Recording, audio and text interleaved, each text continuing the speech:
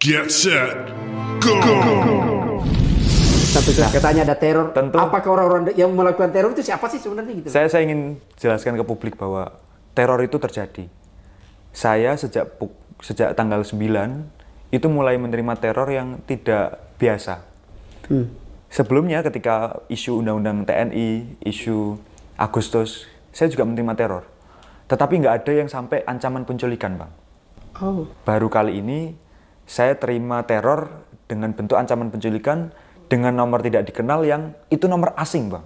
Kalau saya dituduh anti asing karena mengkritisi pemerintah, loh kok yang nyerang saya ketika mau diancam culik malah nomor asing? Berarti yang anti asing adalah saya atau orang yang nyuruh karena tersinggung ini. Iya. Nah, tidak berhenti di situ, Bang. Baru beberapa hari lalu juga tanggal 14 Februari, orang tua kami itu juga mendapatkan teror.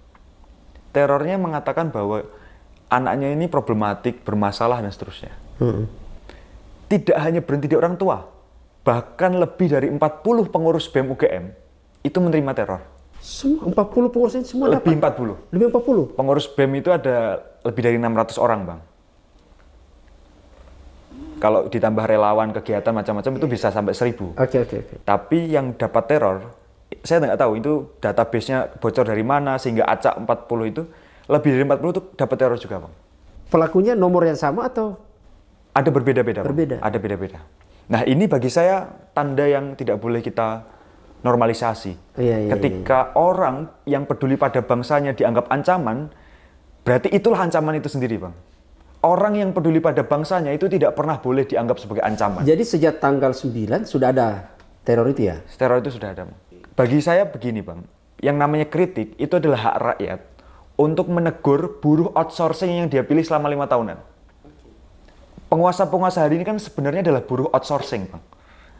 Mereka yang kita pilih 5 tahunan lewat mekanisme partai. Kan?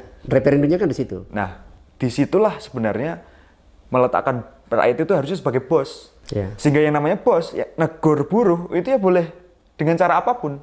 Ya. Tapi kok bos yang negur buruh, malah buruhnya itu, kita nggak nyebut bahwa yang melakukan teror itu adalah buruh ya, Bang. Ya. Tapi yang kemudian dialami oleh bosnya adalah teror.